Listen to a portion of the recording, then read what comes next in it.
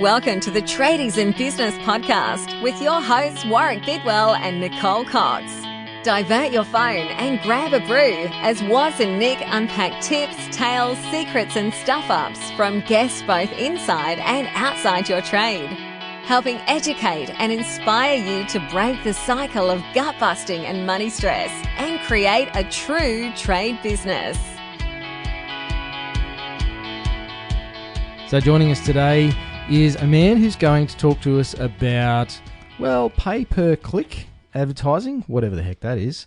And we're going to dig into maybe what's best, what are some of the pitfalls, and just figure out where you should be looking to invest your advertising dollar. Welcome to the show, John. Hey, thanks for having me, Warwick. All good, mate. I'm also joined, of course, by my co-host, Nick Cox, the builder's wife. Howdy, team.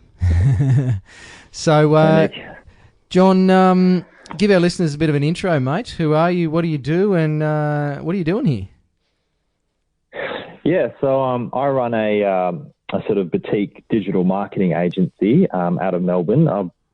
I've been doing it for about 12 months. Before that, I was actually running my own sort of computer repair shop, and I was doing my own sort of marketing to get customers in, and I was having quite a lot of success with it. And I just sort of, I guess, fell in love with the sexiness of marketing, and then I sort of started into that. And previously, I was working for a company. Yeah, so that's cool, me in a nutshell, I guess, in terms of the marketing side.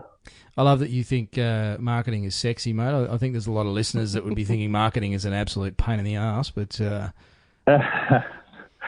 Yeah, there's so many different things out there, and, everyone gets bombarded from all which directions, and you don't know, what's actually working, and it feels like half the time, things don't work, but there is some sexiness in there if you know where to look. You might need to open up our eyes there, John. Okay. Yeah. Well, hopefully I will in this. So you've fallen in love with the whole. You specialise in digital marketing, John? Yeah.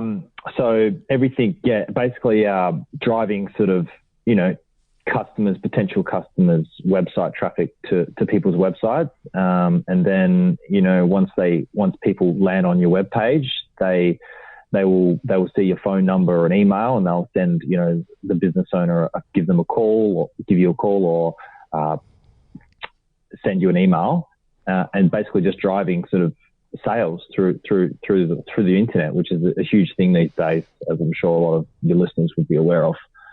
Back in the day, everyone used to be sort of having yellow pages and stuff, and everything's sort of moved now on towards Google and on the internet. It's certainly changed a lot in my time in business, John. Is this something that you taught yourself when you were in your computer repairs business? Yeah, so basically I had a computer repair business. I was actually running a few advertisements in the local papers around my area. Mm-hmm. And I also sort of set up a couple of Google ads just myself, just sort of self-taught really. And I just found that the Google ads, I was just getting all of my calls. Like every time my phone rang, I always used to ask the person, how did you hear about us? Mm-hmm. And they're always saying, oh, I heard from you on Google and things like that. So I was having a lot of success with it. And it was actually a lot cheaper, I found, than running sort of in a newspaper advertisement. And that's sort of how I sort of really discovered it. Okay. Interesting. So when you first started, do you see a big change between what you were doing then and what you're doing now?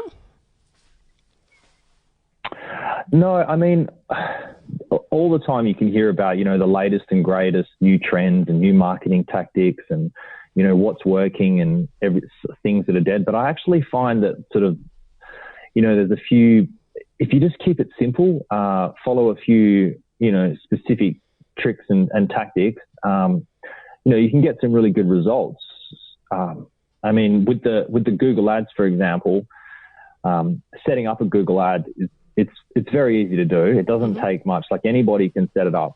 And there's sort of three things to remember. So when someone, for example, they'll jump on their smartphone, let's just say, you're a painter. You've got a painting business, and someone, might be thinking about, right, I want to paint my house. They'll probably jump on their smartphone and they'll probably type into Google, painter Sydney or wherever they live, painter Brisbane, and then you'll see if you've got a Google ad at the top, you can have, painter Brisbane, you target the keyword. That's the most important thing, I guess. And then you have a short sort of ad copy which says, we are painters in Brisbane. We give you the best, maybe some sort of benefit. We paint your house.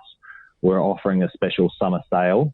And then if they click on that ad, if they like what they see, they'll hit your landing page, which is just a page on your website. Yes. And that page should say something like, Painters Sydney. Just keep it all simple, the same wording throughout. And then you'd want to have on that landing page lots, like at least 3 different parts at the top, in the top, middle and bottom of your landing page. You're going to want to have like a phone number, call us now or send us an email. So that's sort of how it works. So, yeah, call to action. Yeah, you're going to want to, and also, I mean, a lot of people, a lot of businesses, if they create a website, it's easy to get carried away and put lots of text and stuff. I find the best thing is just to keep it simple. If you're a painter, hit at the top of the page, just have a nice big picture, of your business and you painting maybe a couple of houses that you've painted, before and after photos, maybe a short video about you, about your business. You can just film that on your phone and just post it on YouTube. It's very easy to do. And then just keep the text to a bit of a minimum, maybe a bit of the services that you guys, that they offer. And then straight away hit with the, call us now, the call to actions. You want sort of as many of them on the page as possible, right at the top, middle and bottom. Because, if you're paying for things like Google Ads, they can be expensive. It can be expensive to get a click. So you want to maximize, if someone does click on your ad, they're actually going to take action and give you a call. Okay. So can you just explain to us the difference between, or the benefits between, having just a website that you might do some SEO tweaks, etc. in the background, that you find a way to promote on the page, and actually having Google Ads? What's the difference, the benefits, etc.? Well, yeah, I mean, with SEO is sort of a long-term game. Yes, it's very lucrative once you get to the first page of Google. Depending on, there's lots of factors at play. So it depends how old your website is and stuff. It does take time and quite a bit of an investment up front to get your page, your website, to the top of Google. So it depends. I know that business owners, their main priority is that they just want the phone ringing, emails coming in, leads, they want business coming through the door. So it's always good to, if you're starting out, or if you're trying to ramp up the leads sort of in the next few days, jump on the Google AdWords, because once you set that up, you're going to start getting your ads, people clicking on your website first. Now, when I say like set up with Google AdWords, the key thing as well is the landing page or your website. You want to make sure that the page, the people are visiting, as I said before, is set up so it's encouraging people to call. So you want plenty of call to actions, call now at the top, in the middle, at the bottom. And photos, visual photos and videos, they just work really well to get people, because it just sends those trust signals to people, they want to, but your website doesn't have to be anything fancy or amazing. Just keep it simple, keep it just be sort of real with it. And you'll find you'll get a lot of success just with the Google AdWords. Then if, SEO is a great thing, it takes time. So you have the Google AdWords up and you'd be getting your sales. And then in the background, you could be having an SEO campaign doing some tweaks. Okay, so it's almost necessary to have both. Yeah, it's not necessary to have both. It depends on the size of your business as well. Like if you're a one-man team, you might want to set up just a Google AdWords sort of $30, $40 a day budget, because you don't need that many leads to fill all your jobs. But if you're a big company, you've got 5 trucks running and a whole team of people, yeah, you're going to probably want to invest a lot more to drive more leads. So SEO and PPC work, the Google Ads and the SEO work very well together. But you don't have to use both. I mean, some companies will just use SEO. Some companies will just use the Google Ads. And then again, some companies just want to hit everything and they'll use both. Okay, so to make it really simple for me, Google Ads, is the best way for me to elevate my website or whatever it is that I'm advertising to the top of the page on Google. Yeah, that'll get you because you're paying Google, that'll get you at the top. So if you go to if you type in something in Google, you would have seen it before. At the very, very top, there's a couple of listings and they've got like a little green ad label underneath. Yes. They're the Google AdWords. Okay. So if you are setting up a Google AdWords account, you can straight away get to the top of Google. Mm-hmm. Below that is the generic sort of listings, which are the organic listings. Mm-hmm. That's SEO. Now, a lot of business owners will come and ask, I want to SEO my website, or I want to be at the top of Google with SEO. How long will it take? And it's a really tough question because it does depend on, how old is your website, for example, how long you've been in business. But generally you can start to see results. It's about a 3-month process, 3 to 6 months. And then after about 12 months, you'll really start to see the leads coming through with SEO. So it's more of a long-term play. Sure. Yeah. So in terms of the ads, is it, I'm just thinking, say, for example, we're house builders in Brisbane. There's a lot of house builders in Brisbane. Do we need to be cautious about what words that we're using so that we're maximising? Obviously, there's only so many ads they can show on a page. Is that where the actual keyword choice becomes quite important? Yeah, so that is where keywords, because if you're a house builder in Brisbane, or say the keyword is house builders Brisbane, so customers are typing in that, your ad is going to want to include that keyword, house builders Brisbane, mm-hmm. because if people see that, you're maybe home building Brisbane or something that's not the exact keyword they typed in, there's a less chance that they're going to click on it. And Google will know that. Google measures how many times people click on your ad compared to others. And they'll give that ad what's called a relevancy score, which is sort of a scale of 1 to 10. The higher your score, if you get your ad relevancy at 10, it's going to get you more clicks. It's going to be cheaper, cost you less to display your ads. So, yeah, hopefully that makes sense. So I guess my question would be, or a secondary question to that would be, there are, say, 100 house builders in Brisbane and they're all advertising on Google. How does Google decide who goes to the top of that first page if we're all paying the same, advertising the same, using the same keywords? So that's where the relevancy score comes in. Right. So say there's 100 house builders and going for the search term house builders Brisbane. Mm-hmm. Now, if your ad, that's where you get a couple of lines to write sort of, we are Brisbane's #1 house builders, or we offer a fantastic, unique house design. The important thing is to have the keyword that they're searching in the copy in the ad copy. So if it's house builders Brisbane, you're going to want to include the keyword house builders Brisbane. Okay. All these kind of things like this will increase the relevancy score of your ad. So if you have a relevancy score of, say, 9 out of 10 or 10 out of 10, Google will display that ad above other house building competitors, which might not know about that. I didn't know about that. So, yeah. So, not that I'm a Google AdWords expert, but yeah, it's not just about the keyword in the ad copy itself. You also need to have the keyword on the landing page as well, because you don't want people to click on your ad, visit your website, and then the website says something completely different. Yeah. Because the person's just going to click back to Google, and Google can measure that as well. That'll affect your ad relevancy score as well. So you want your ad, your landing page, everything to be consistent and matching the keyword that's generating traffic. Yeah, it's an area that I see. And I hear quite a number of tradies expressing frustration with Google AdWords and AdWords managers, where they're spending money, they're running ads, they're getting clicks, and nothing's happening. And from what I've seen, there's often a lack of advice about the back end. What happens after someone clicks the ad?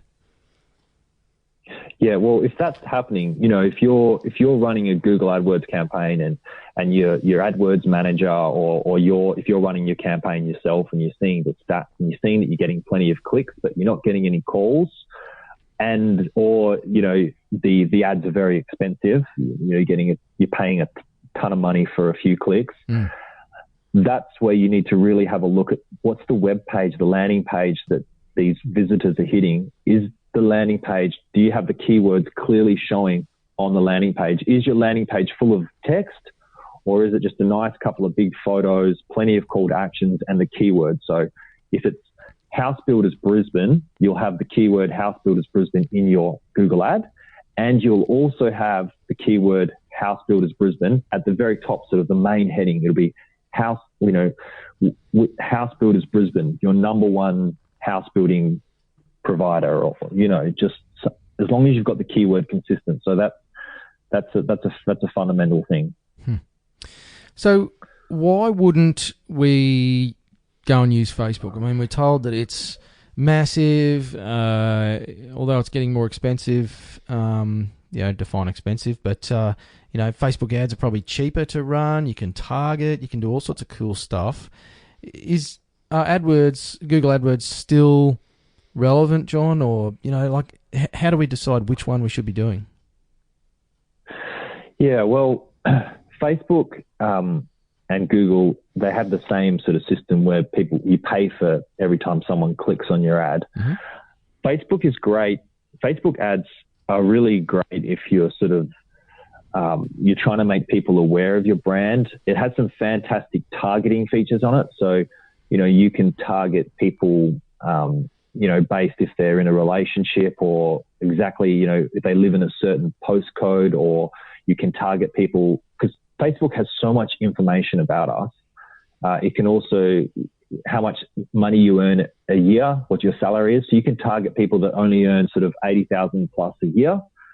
So it's great in that terms, but I find that the businesses that have the most success with Facebook ads are those that provide sort of visual products. So people who are painting houses, or tradies or people that might be landscaping gardens. You can show before and afters of your landscape work. So if you're like a plumber or an electrician, it's a little tougher because people want that sort of something that's value. So if you were a plumber or an electrician, you could make Facebook ads work.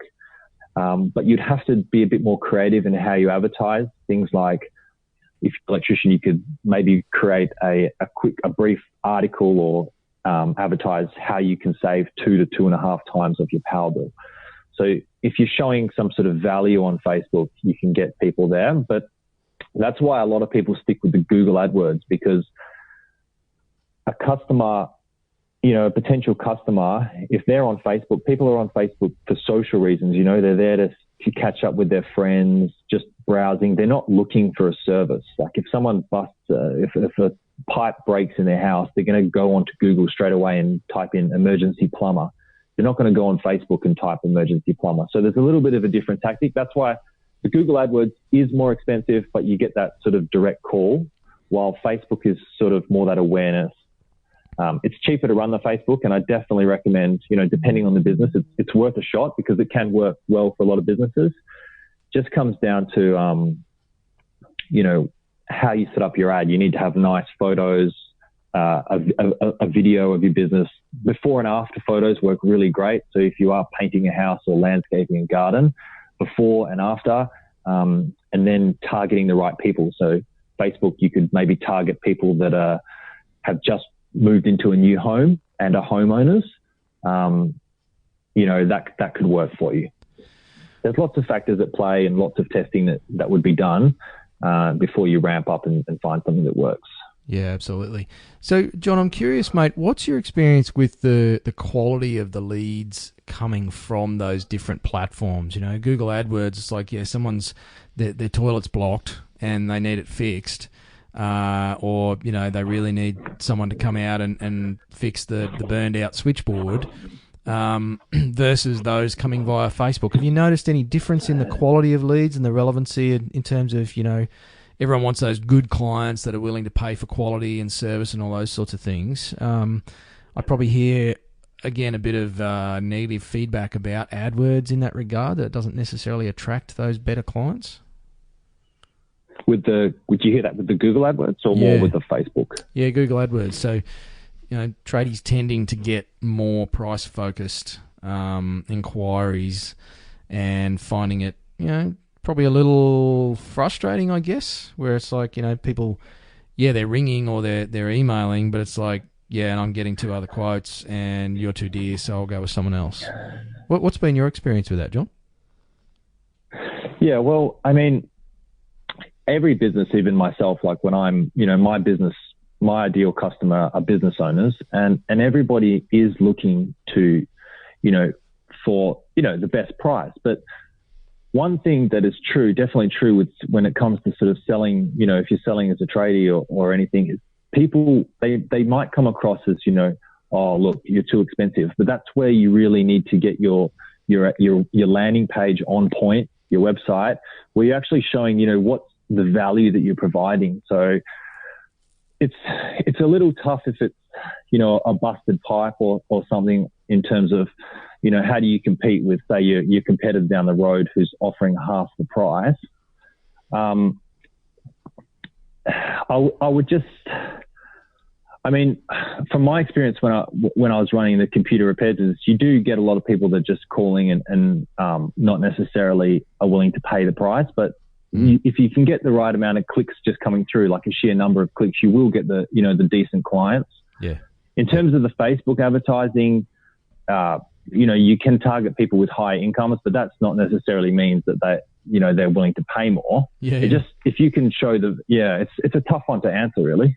Yeah, no, it's and it's a question that I get asked a lot by tradies in my work as a tradie wingman, and I know Nick comes across it a lot as well in speaking to her clients as the builder's wife, is just how do you target good clients? And can you weed out the price shoppers and the price-focused clients, or is it just a matter of, as you say, John, just having enough leads coming in consistently that you're sort of screening out the C and D class clients? Yeah, I've got a setup for my business. I have when someone hits my website, I actually make them fill out a form where I ask them a set of questions, but it wouldn't really apply to tradies because I think, the majority of 80% of the people that are going to your website, especially if they're a hot lead, they're just going to give you a call, they're going to call you straight up. So then it switches more from sort of the marketing side to, whereas, if you're a tradie or, anyone, you've got to turn yourself into a bit of a salesperson. So if somebody is complaining about the price, if that's their problem, that's where, it sort of steps into the realm of sales. Like how can you show them that, your value is why they should choose you over the guy who's a bit cheaper. That's where it could be important to have reviews, on your webpage, things like showing all 5-star reviews, plenty of certifications, advertising them, just things that sort of build up trust signals. That's a whole nother kettle of fish, the whole sales. How do you convert once you get those leads? But yeah. And that goes back to what I mentioned earlier. I see a lot of people running AdWords campaigns and even Facebook campaigns, and that's it. That they don't have the back end sorted, and it's critical. You're going to get more price queries if you haven't got a great landing page and solid content and testimonials and 20 or 30 5-star reviews on either Google or Facebook, although Facebook's changed that now, it's recommendations. But, you've really got to have that back end before you press go on your ad spend. Would that be accurate, mate? Yeah, definitely. You want to, the critical thing will be the landing page. It doesn't, like I said earlier, it doesn't have to be the most perfect web designed, amazing schmacko website.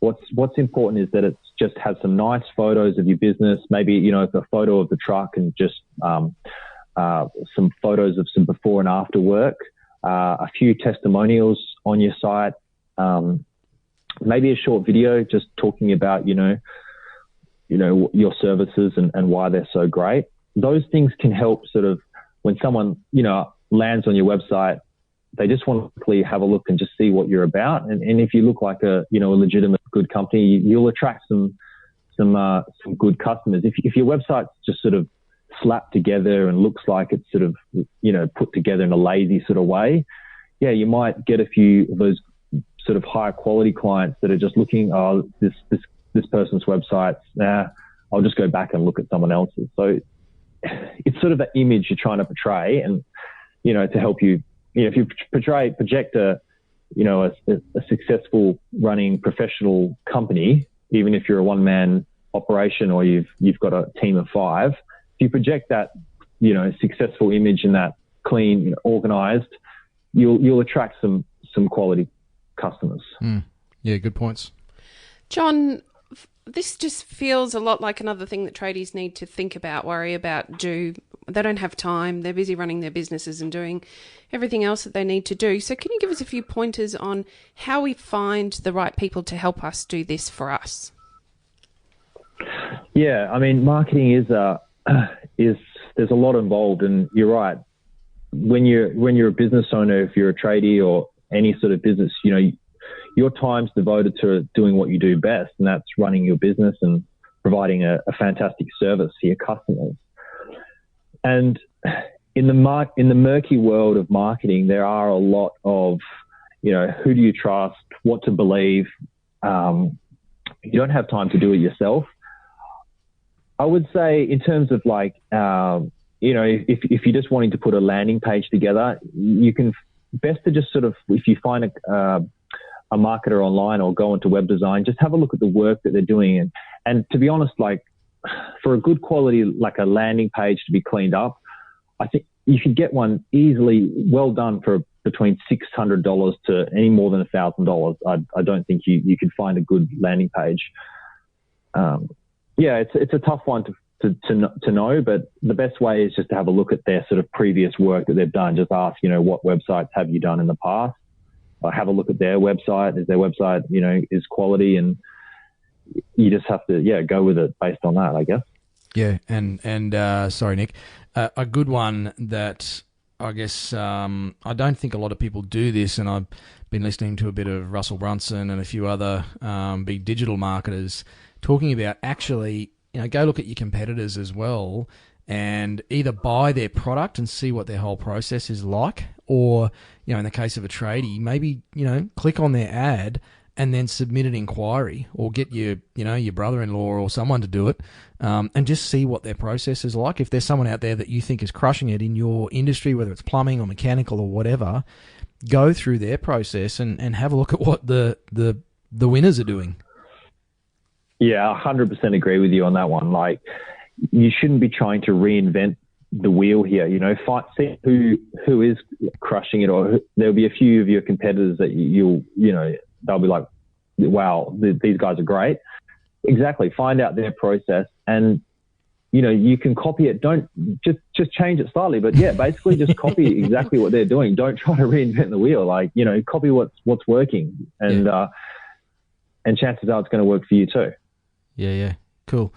So, John, any like fatal mistakes that people make when they do this stuff? What are some of those, the things that lead to horror stories?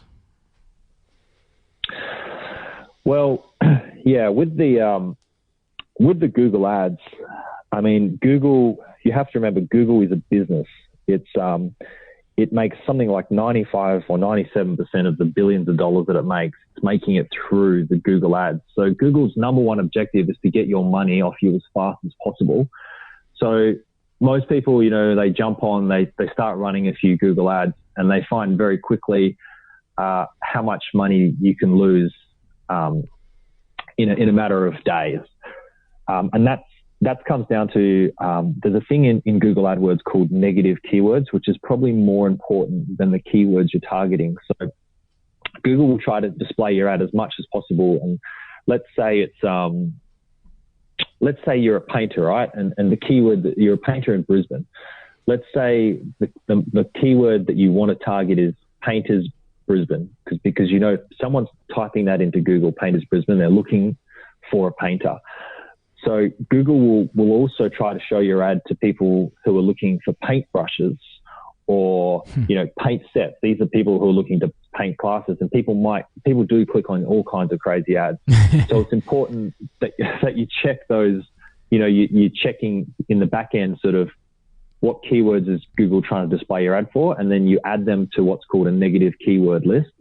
So you're telling Google, do not display my ad when someone types in paintbrush sets Brisbane. Yeah. So that's sort of a big mistake. People can, burn through it. And everyone makes that mistake. Like when they start off, you burn through a lot of cash at the start until you sort of go along and you discover that. But the negative keywords is probably the crucial thing to cut your ad down. And then also it's that, as I said earlier, the relevancy score. So if the keyword Painters Brisbane in your ad, your Google ad, you make sure that you put Painters Brisbane very clearly. And then once they go to your landing page, again, Painters Brisbane. Keeping that consistency, these will increase your relevancy score, which will start to make things cheaper. Great stuff. Yeah. Sorry, John, I didn't mean to cut you off there, mate. No, that's okay. I sort of paused. I just thought again, that landing page is crucial as well. So if you have the landing page with the call to actions, if you can increase, you say out of 10 people that are visiting your landing page and you're only getting one person who calls you, a few of those landing page tweaks, adding call to actions, adding a big picture, it could just be the difference. Instead of one person out of the 10, you might get 2 people out of the 10 calling you. That's instantly doubling the amount of calls you're getting just with a few tweaks on your landing page. Awesome. So, John, your business is called Enginescout. Cool name, mate. How'd you come up with that? Yeah, I was trying to find a good name. I wanted something related to sort of search engines, and there's so many domains out there that are unavailable these days. Everyone's just grabbed them. So I was just sort of messing around with different ideas. I jumped online and just did like an instant name generator. I typed in, keywords like search engine and engine, and just ended up coming up with Enginescout. So that's so clever. No real science behind it at all. Like so many other names, psychology. I can tell you, mate. Yeah. Cool, mate. So if people want to find out more about you and what you do, what's the best way to do that? Yeah, the best would be to visit my website. That's just enginescout.com.au, and you can find me there. And if you have any questions, just I've got a contact page there, or you could email me directly at john@enginescout.com.au. I'd be happy to answer anybody's questions, or if they have any sort of specific problems that they're dealing with. Awesome, mate. Well, look, thanks very much for your time on the show today. There's been some good little tips in there and a couple of things that I didn't know about AdWords, and I'll be going back to some of my clients and telling them to stop complaining about the amount of money they're spending and actually do it properly. So, yeah, no worries, Warwick. Thanks for having me on board. Thanks, John. You've been listening to the Tradies in Business podcast with Warwick Bidwell and Nicole Cox. Find out more about today's guest, tools for your trade business, and other cool stuff at tradiesinbusiness.com.au.